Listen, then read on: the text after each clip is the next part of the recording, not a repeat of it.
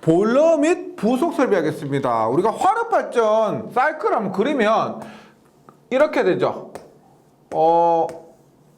이렇게 급수 설비부터 시작합니다. 그 다음에 보일러, 여기에 과열기가 있고요.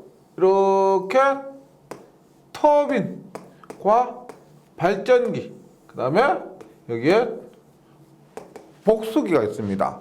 그래서 요게 보일러죠. 보일러, 그 다음에 과열기입니다. 과열기고, 요것이 터빈, 이것이 복수기고, 급수 펌프인데, 그래서 이번 시간에 해야 될 게 뭐냐면, 일단 보일러, 그 다음 과열기 이 부분, 그 다음에 터빈, 그 다음에 복수기 및 급수 펌프 부분을 자세하게 공부를 해보도록 합니다. 그래서 먼저 보일러인데 보일러 및 부속 설비에 여기 과열기가 포함됩니다. 보일러를 공부하기 앞서 연료가 있습니다. 우리가 보통 화력 발전에서 사용되는 연료라고 했을 때는 석탄과 석유죠. 석탄의 경우는 미분탄이 사용됩니다. 잘게 부순 석탄. 그 다음에 석유의 경우는 중류가 사용되는데 둘 다 장단점이 있습니다. 일단 석탄 같은 경우는 발열량이 1kg당 5,000에서 5,500kcal입니다. 1kg당. 근데 중류를 사용하면 발열량이 10,000에서 11,000이죠. 기가 막히게 우리가 석탄에 비해서 2배입니다. 5,000에서 5,500인데 10,000에서 11,000이에요. 그리고 석탄보다는 중류가 우리가 운반하기도 쉽고, 그 다음에 보일러에 공급을 하기도 조금 쉽죠. 그래서 부하 변동에 대한 얘가 적응성이 중류가 석탄보다 조금 좋은데, 중류는 아황산 가스 발생에 문제점이 있습니다. 그래서 우리나라 보면 석탄 사용하는 것도 있고, 중류 사용하는 것도 있고, 가스 사용하는 것도 있고, 이렇게 되죠.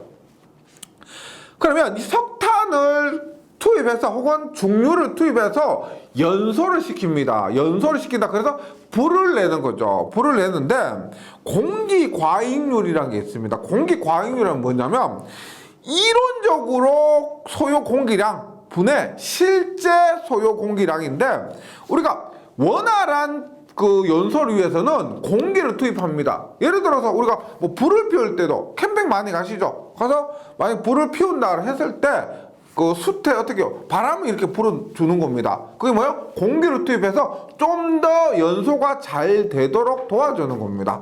그래서 공기 과잉률이 이론적 소요 공기량분의 실제 공급 공기량인데, 완전 연소를 시키기 위해서는 이론적인 공기 필요량보다 실제로 더 많이 투입하는 겁니다. 그래서 그냥 일반 연소라고 했을 때 이론적 공기 소요 공기량만큼만 투입하면 되겠지만은, 완전 연소를 위해서는 우리가 그 공기를 더 많이 투입해 준다. 그래서 이 값이 미분탄의 경우는 1.2에서 1.4, 이론보다 실제 더 많이 투입하는데 그 값이 1.2에서 1.4고요. 중류 같은 경우는 1.1에서 1.2 정도가 됩니다. 요 수치도 시험에 나올 수가 있어요.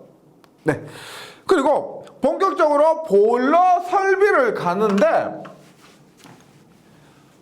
보일러 설비가 우리가 가정에도 보일러가 있지만은 그 보일러가 불을 내고 그 다음에 연료를 투입하고 이런 간단한 보일러가 있는 반면에 명색이 화력발전소인데 이 보일러에는 여러 가지 기능이 있을 겁니다. 그 부분에 대해서 먼저 공부를 해볼게요. 첫 번째, 기본적으로 과열기인데, 과열기는 우리가 건조 포화 전기를 과열전기로 반드시 바꿔야 되기 때문에 이 보일러는 필수적인 부분입니다. 과열기 뭐다? 포화전기를 스포화전기, 건조포화전기 했던 그 포화전기를 과열전기로 만들어서 전기 터빈에 공급하기 위한 설비가 과열기가 있습니다. 그 다음에 제열기가 있어요. 보일러에는 제열기가 있는데 들어보셨죠? 저번 시간에 뭐다? 제열 사이클. 제열 사이클에서는 제열기가 들어갑니다. 즉 고압 터빈 내에서 팽창된 전기를 다시 추기해서 터빈에서 팽창된 전기를 추기해서 보일러로 끌고 와서 다시 재가열하기 위한 설비를 말합니다. 증기를 가열한다. 그러니까 우리가 제열기는 증기를 가열하고 여기 있는 급수 가열기는 급수를 가열한다. 이것도 중요합니다. 증기를 가열한다. 꼭 기억해 주시고요. 그 다음에 절탄기가 있습니다. 우리가 화력발전소 열효율이 50%가 안 됩니다. 50% 안 된 만큼 효율이 떨어져요. 그러기 위해서 화력발전소는 다른 발전보다 조금이라도 효율을 높이기 위한 그런 장치들이 필요한데 대표적인 것이 절탄기입니다. 배기가스의 여열, 배기되는 가스의 여열을 이용해서 그 배기되는 가스의 에너지도 우리가 흘러보내는 것이 아니고 이 열을 이용해서 보일러의 급수를 예열합니다. 예, 보일러의 급수를 예열. 이것이 절탄기입니다. 우리가 보면 공기를 예열하는 것도 있고 급수를 예열하는 것도 있는데 예를 들어서 제열기 같은 경우는 우리가 공기를 예열하고요. 절탄기나 급수 가열기 같은 경우는 급수를 예열합니다. 그 다음 공기 예열기도 있어요. 이름에서 알 수 있지만 공기 예열기는 뭐다? 공기를 예열하는데 연소가스의 여열을 이용해서 연소 공기를 예열하는 설비. 연소가스의 여열을 이용해서 연소 공기를 예열하는 설비고요. 노는 뭐예요? 우리가 노를 젓는다 그러죠. 노를 젓는다 해서 연료와 공기를 혼합합니다. 젓는다 의미에서 연료를 완전 연소시키기 위한 장치. 연료도 우리가 효율을 높이기 위해서는 석탄이 투입된다고 했을 때 이 석탄을 완전 연소시켜서 최대한 에너지를 뽑아내는 것이 좋겠죠. 그러기 위해서 연료와 공기를 혼합해서 완전 연소시키기 위한 노가 필요하고요. 집진 장치는 뭐예요? 집진 장치는 우리가 평소에 집진 설비 먼지를 거르는 설비 이런 걸 얘기하죠. 집진 장치는 굴뚝에서 배출되는 배기가스 중에 포함된 잿가루, 이산화탄소, 이산화황 등을 제거하는 설비를 집진장치로 합니다. 통풍설비는 말 그대로 통풍시킨다 하죠. 통풍시키는 설비고 공기를 공급하는 설비 혹은 발생한 가스를 배출시키는 설비 이런 것들을 통풍설비라고 합니다. 그러면 보일러의 각 부의 기능에 대해서는 문제 위주로 공부를 해주시면 되고요. 네, 너무 깊이 있게 하시면 시간이 너무 오래 걸리고 이게 비효율적입니다. 여기까지 하고 그다음 보일러도 중요한 것이 뭐냐면 보일러의 효율입니다. 효율 보세요. 보일러의 일단 용량은 뭐냐면 우리가 보일러 입력이 뭐요? 보일러의 입력. 보일러 입력은 석탄이나 석유죠. 석탄, 미분탄이나 중류, 기름입니다. 그럼 출력은 뭘까요? 보일러에서 나오는 건 뭐가 나와요? 전기가 나오죠. 전기가 나옵니다. 그래서 보일러의 효율이라고 하면은 당연히 효율은 입력분의 출력이 되고 입력은 뭐다? 석탄. 여기에서는 연료라고 할게요. 연료분의 전기 이렇게 됩니다. 그렇게 했을 때 보일러에서는 이 전기의 단위가 톤퍼아워 1시간당 몇 톤의 전기가 나오느냐 이렇게 단위를 씁니다. 교재를 보시면 보일러의 용량이 이렇게 되죠. 보일러의 단위 시간당 전기 발생 능력. 왜? 보일러의 출력이 전기니까 보일러의 전기 발생 능력을 보일러의 용량이라고 한다는 겁니다. 이렇게 하고 보일러의 효율은 공급된 열량, 연료의 열량분의 전기에 흡수된 열량의 비율이 되고 이렇게 표현합니다. 그러면 연료는 우리가 MH를 하고요. MH를 하고 전기는 G에 I 마이너스 교재는 I 제로라고요. 곱하기 100%. 어떤 의미냐면 M이 뭐예요?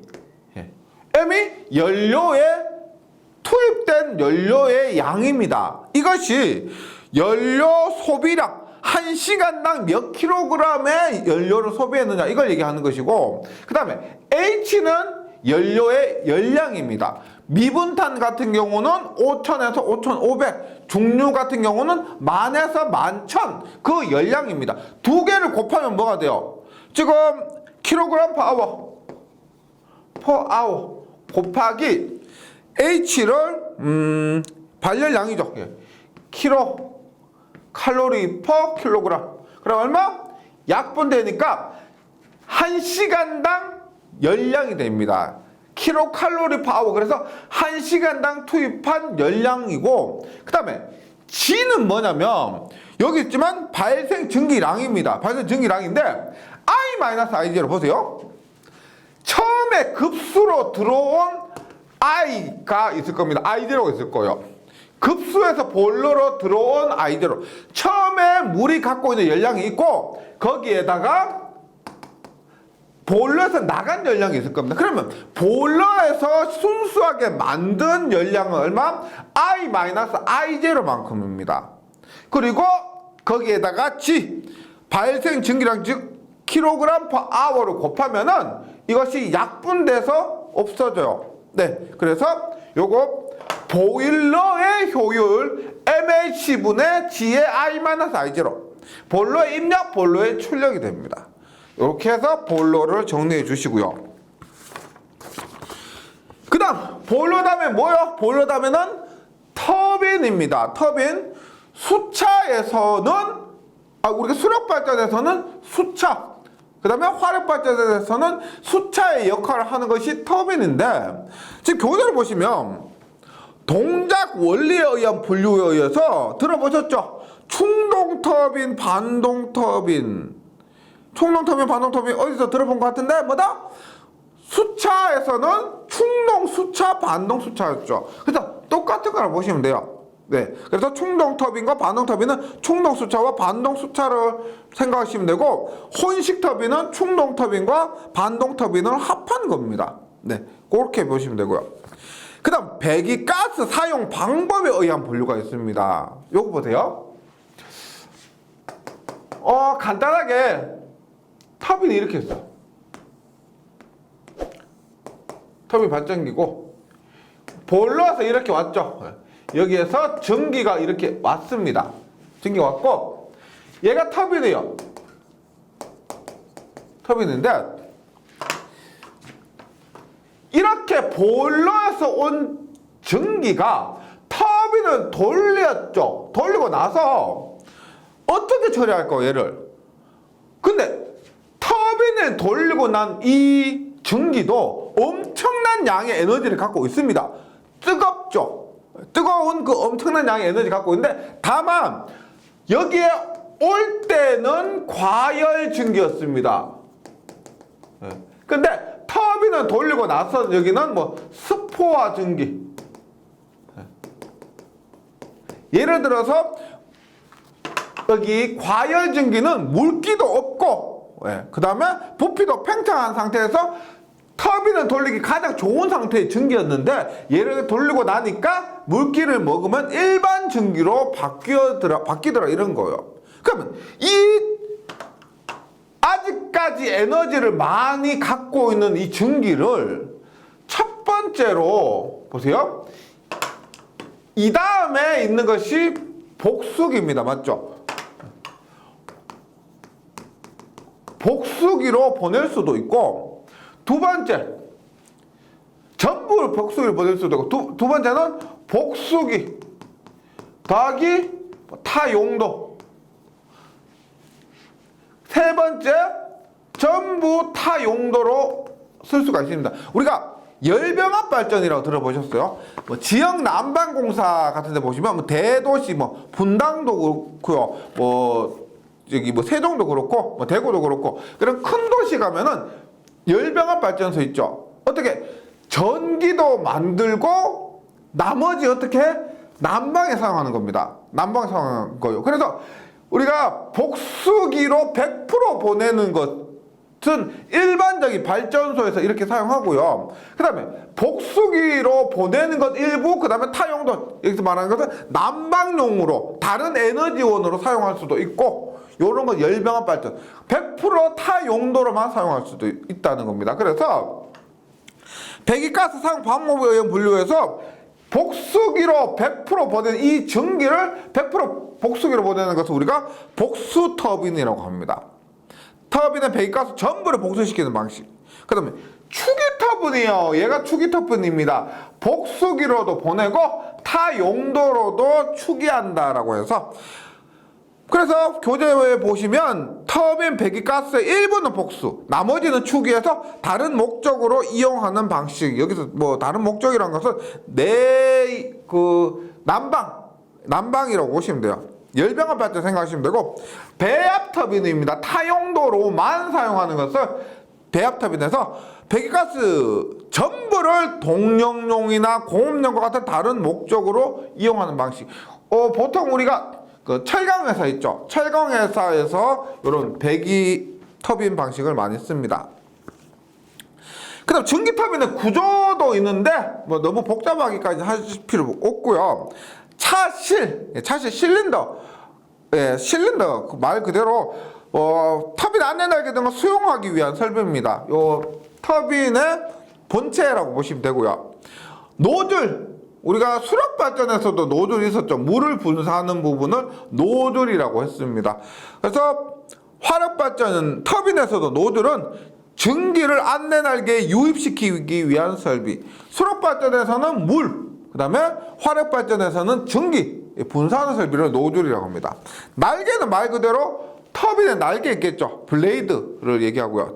누설 방지 장치는 전기가 누설되는 것을 방지하는 겁니다. 그래서 뭐 우리가 그런 구멍 같은 걸 막는 걸 패킹이라 그러죠. 그래서 레버런스 패킹, 물 패킹, 탄소 패킹 이런 것들로 전기가 방출되는 것을 막는다. 이렇게 하시면 되겠습니다. 그 다음에 우리가 수력 발전에서도 수차에서 중요했던 것 중에 하나가 조속 장치죠. 조속 장치, 속도 조절 장치인데 화력 발전에서도 마찬가지입니다. 근데 수력 발전보다 화력 발전이 조금 위험성이 있기 때문에 원리는 같습니다. 같은데 수력 발전에는 트랩 장치가 없어요. 예를 들어서 우리가 뭐 물이 많이 떨어져서 속도가 빨리 돌아간다라고 하더라도 수력 발전에서는 거기에 대한 뭐 안전장치가 필요 없는데, 화력 발전은 혹시라도 모를 고장에 의해서 전기가 많이 투입되면은 굉장히 속도가 빨리 돌아갈 수도 있겠죠. 그런 상태라면 화력 발전에서는 굉장히 위험한 상태고 트립을 시켜줘야 된다는 겁니다. 즉 속도가 일정 속도 이상으로 올라가면은 멈춰줘야 된다, 이런 의미예요. 그래서 조속장치 볼게요. 회전체의 원심력을 이용해서, 원심력 이것은 뭐 플라이휠 효과 이런 거를 말하고요. 직접 간접으로 접속된 기구에 의해서 전기의 유입량을 조절해서 터빈의 회전 속도를 일정하게 해주는 장치인데, 비상조속기가 달려있는 것이 수차 발전기의 조속기와 다른 점입니다. 그래서 화력 발전에서 비상조속기는 보통 전격 속도의 10%를 넘으면 터빈에 유입되는 전기를 차단합니다. 수력 발전에 이게 없는데 화력 발전에서는 10%, 예를 들어서 1000rpm이다. 그러면은 1100rpm이 넘어가면은 전기를 차단시켜요. 그래서 멈추는 겁니다. 종류로는, 조속장치 종류로는 노즐 조속법이나 뭐 스로틀 조속법이 있고요. 노즐 조속법은 전기실마다 각각 한 개의 전기 가감 밸브 설치하는 것이고, 스로틀은 밸브의 열림 정도를 조절하는 겁니다. 네, 이렇게 보시고요. 그 다음에 우리가 보일러에서 효율을 했는데, 터빈에서 효율도 중요하죠. 보세요. 터빈이 이렇게 있습니다. 이게 터빈이에요. 발전기고 이 다음에 복수기가 있습니다. 그래 보세요. 일단 여기에 들어가는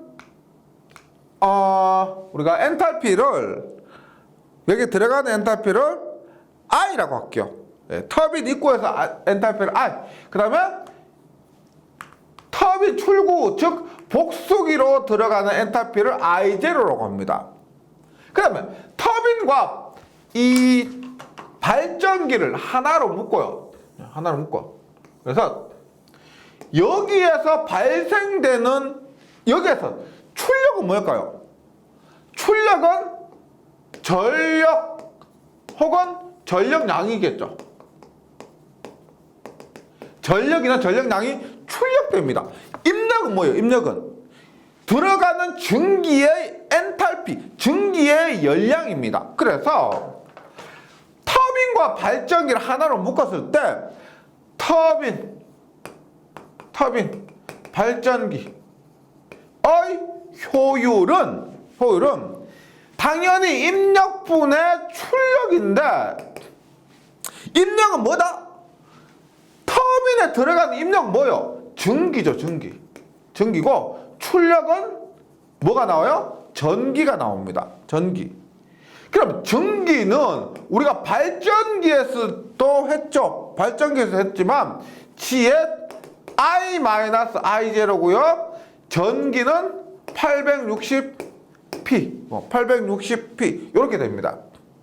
근데 얘 단위가 시간당 얼마라고 하면은 시간당 칼로리 가면 시간당 분의 P.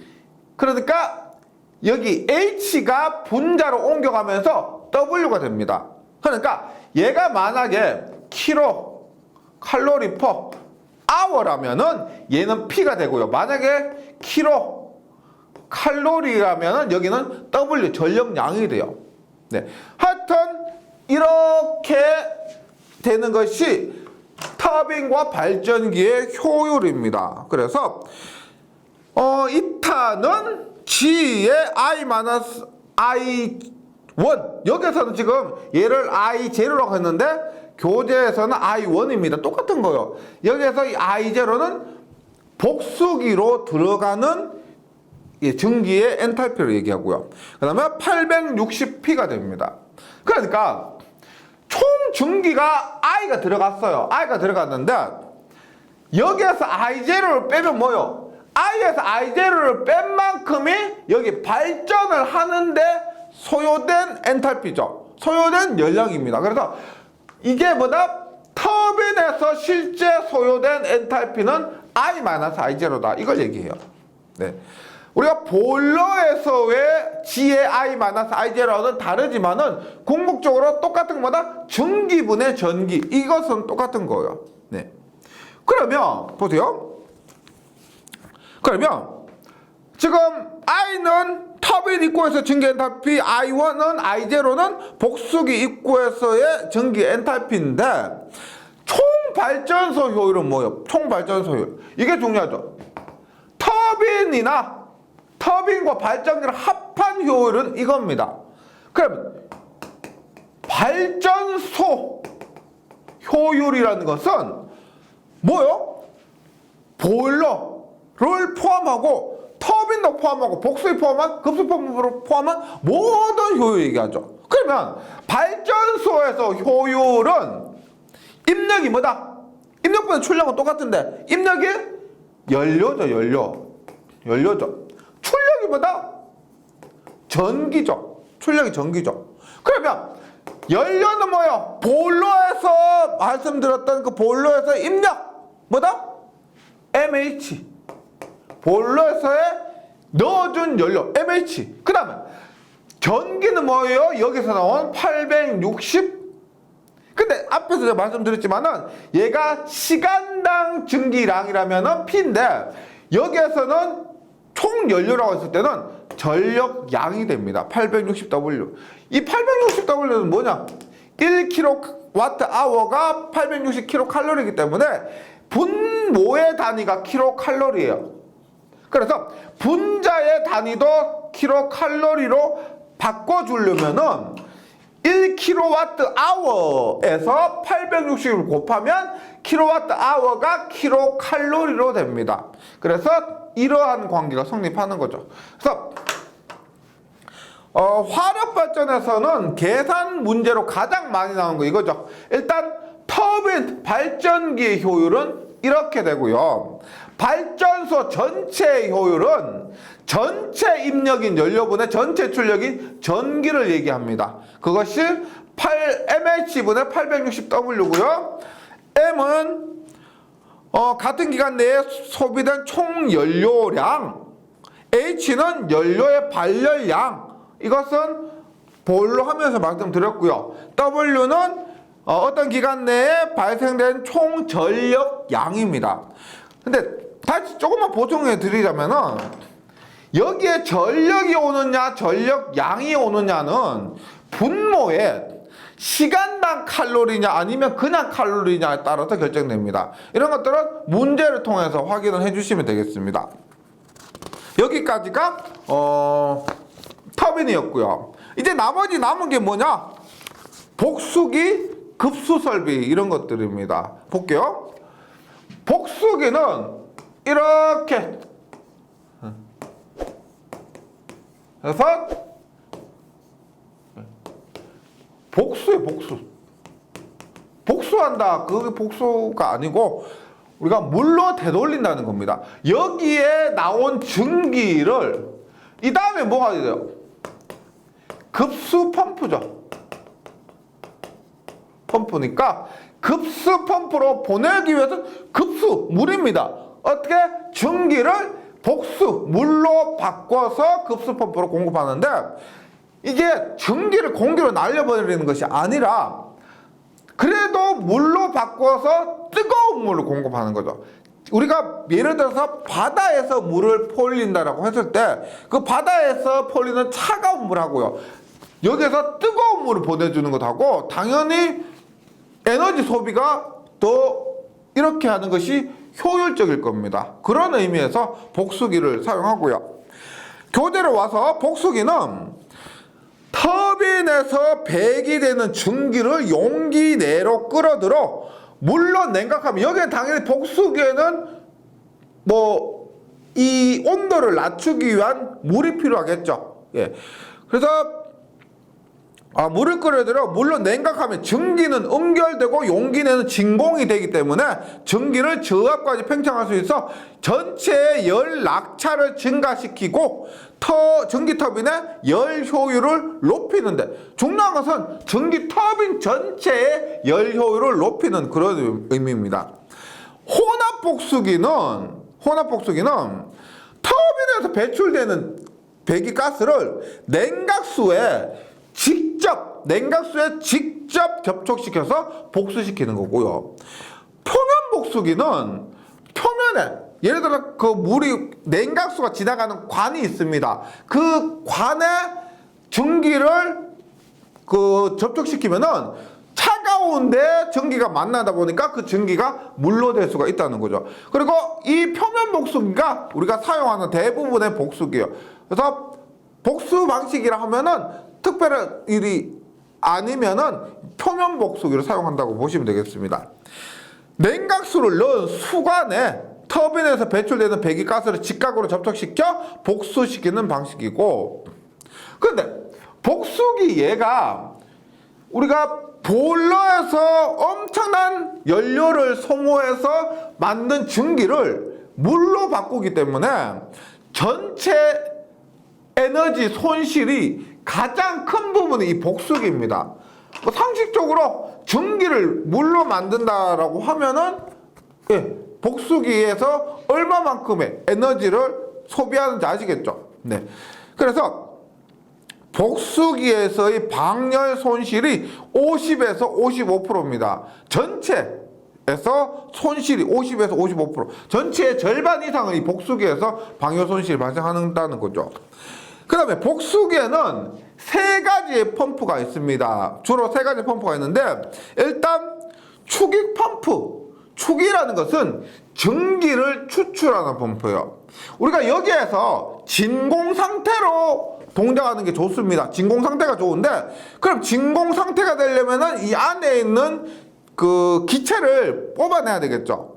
그런 것을 추기 펌프라고 합니다. 그래서 고진공 유기질을 위해서 기내에 유입하는 공기를 추출하기 위한 펌프, 복수기 내에 유입하는 공기를 추출하기 위한 펌프를 추기 펌프라고 합니다.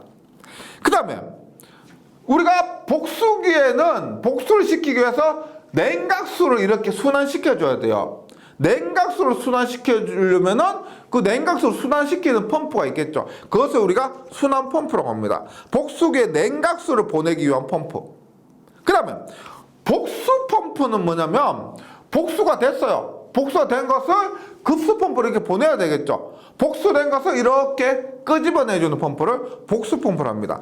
복수를 복수기 내로부터 받아내기 위한 펌프를 복수 펌프라고 합니다. 그래서 추기 펌프, 순환 펌프, 복수 펌프 모두 잘 나와요. 그 다음으로 복수기 다음으로 여기에 급수 펌프가 있죠. 그 다음에 여기에 재생 사이클에서 급수 가열기가 있습니다. 이 부분 볼게요. 이 부분. 그럼 보면 급수 펌프는 이 다음에 뭐가 있어요? 원점으로 돌아오죠. 보일러가 있습니다.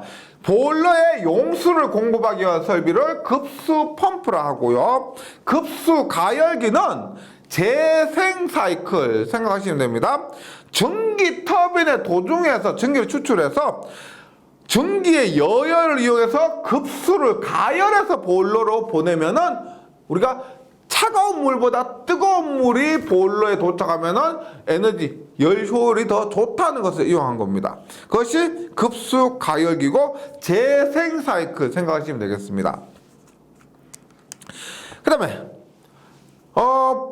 우리가 이런 급수 펌프에서 보일러로 보낼 때 당연히 깨끗한 물이 좋겠죠. 뭐 이물질이 많은 그런 더러운 물은 전체적으로 뭐 문제가 발생할 겁니다. 어떤 식이라든 문제가 발생할 건데, 그것을 방지하기 위해서 보일러 수 중에 불순물에 의한 장애가 있습니다. 대표적인 것이 스케일 부착이에요. 스케일 부착. 우리가 바닷물 이런 것들에 나트륨 같은 게 포함되어 있고요. 그 다음에 알루미늄 이런 염료가 굳어서 관석이 됩니다. 예.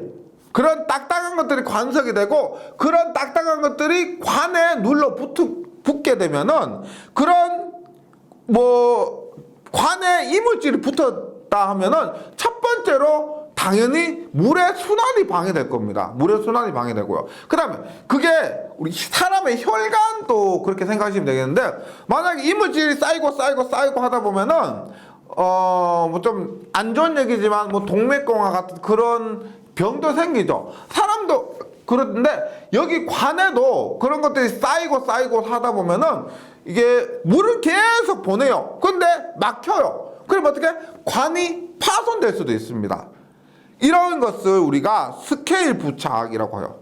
관석에 의해서 스케일 부착하면은 물의 순환이 방해될 수도 있고 관이 파괴될 수가 있다. 이런 것들. 그럼 관벽 자체가 부식되는 것도 있고요. 캐리 운반한다는 거죠. 우리가 예를 들어서 물에 있는 불순물이 증기로 됐습니다. 증기로 되어서 이 증기 상태에서 옮겨가는 거예요. 그러니까 물이 증기 상태가 되어서 그 증기가 터빈으로 가는데, 여기에서 불순물이 있다 보니까 증기 상태에서도 불순물이 있고요. 그 불순물이 옮겨가는 거, 이동되는 거, 이것을 캐리 오버라고 그래요. 네. 그렇게 되면 전체적으로 뭐 열 효율이 저하되고 뭐 이것도 관벽에 문제가 생길 수 있습니다. 그 다음에 포밍은 이름에서 좀 그런 느낌 아시죠? 포밍, 거품 같은 거예요. 방울 같은 겁니다. 이런 것들을 포밍이라고 그래요. 이것도 급수의 불순물이 원인이 되어서 거품이 뽀글뽀글 발생하는 이런 현상을 포밍이라고 그래요. 그래서 보일러 급수의 불순물 제거 방법으로는 기계적인 방법으로 대표적인 것이 탈기기가 있습니다. 탈기기. 탈수기는 물을 짜내는 거죠. 탈기기는 우리가 급수 중에 있는 이런 이산화탄소, 산소 이런 것들을 제거하는 설비를 탈기기라고 합니다. 그 다음에 화학적인 처리법이 있고요. 그 다음에 화력발전에서 제가 처음 설명드릴 때 화력발전 종류가 기력발전이 있고요. 그 다음에 내연력 발전이나 혹은 뭐 가스 발전이 있다고 했습니다. 가스 터빈 발전. 그 다음에 좀 특별한 것으로서 MHD 발전이라고 해서 전자 유체 역학 발전이 있어요. 그 부분에 대해서 간단하게 설명드리고 이론 마치도록 할게요. 먼저 내연력 발전은 엔진이라고 생각하시면 돼요. 엔진. 우리가 자동차에 엔진이 있는데 기름을 넣으면 혹은 가스를 넣으면은 돌아가는 거죠. 여기는 전기가 없습니다. 보일러가 없어요. 스팀, 전기를 이용하는 것이 아닙니다. 바로 구동하는 거예요. 그래서 내연력 발전으로는 보통 디젤 기관이 많이 사용되며 디젤 기관, 설비가 간단하고 기동 및 점검까지의 시간이 짧고 신뢰성이 있으며 수명이 길다. 주로 예비용 전원, 비상용 전원으로 이용된다. 우리가 공장에 가시면 비상발전기 있습니다. 그런 거 생각하시면 돼요. 비상발전기. 그냥 우리가 화력발전처럼 이런 것이 복잡한 것이 아니고 그냥 엔진 켜면 됩니다. 켜면 돌아가는 거예요. 그렇게 해서 전기를 발생시킬 수가 있다. 가스 터빈입니다. 가스 터빈은 연소 가스 또는 공기를 가열 압축시켜서 터빈에서 팽창 작동시키는 열기관입니다. 가스 터빈인데 얘가 가장 작동이 쉬워요. 가스레인지 불 켜는 것처럼 굉장히 구동이 쉽습니다. 그래서 소형 경량으로 건설 및 유지비가 싸고 냉각 수량도 적고 기동 정지 시간이 짧으며 조작이 간단하므로 첨두 부하 발전에 적합하다. 전기가 가장 많이 필요한 그 시간에 가동하면 적합한 것이 가스터빈입니다. 그래서 가스터빈은 뭐 간단하고 가격도 싸고 뭐 우리가 유지비도 싸고요. 소형 경량이고 그 다음에 첨두부하 발전에 적합하다. 그래서 대용량으로는 좀 부적합하지만 첨두부하 시에 적합한 것이 이 가스터빈이고요. MHD 발전은 마그네토 하이드로 다이내믹, 그래서 마그네토 하이드로 다이나믹 전자 유체 역학 발전입니다. 얘가 우리가 실제 상용화까지는 좀 시간이 많이 걸릴 건데 이런 거요. 원리는 간단합니다. 이렇게 해서 발전기의 원리가 뭐냐면 N극, S극 사이에 이렇게 도체를 두고 얘를 회전시키면 전자 유도 법칙에 의해서 이렇게 기전력이 발생하죠. 근데 전자 유체 역학 발전은 뭐냐면 여기에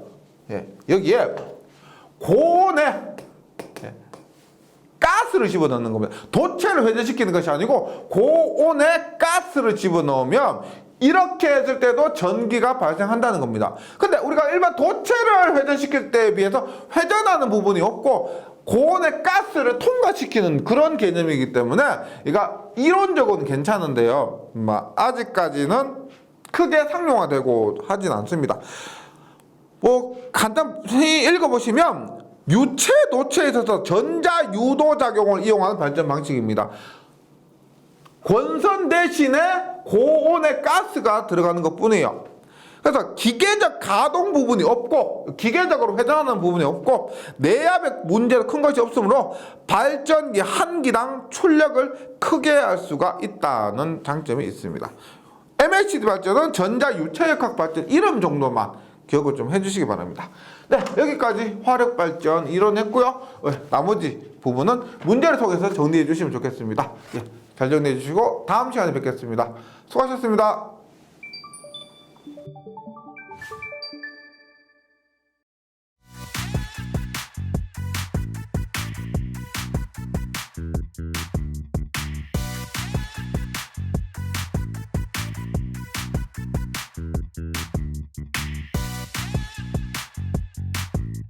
전기 소방 자격증 전문 교육으로 합격을 번개 배송.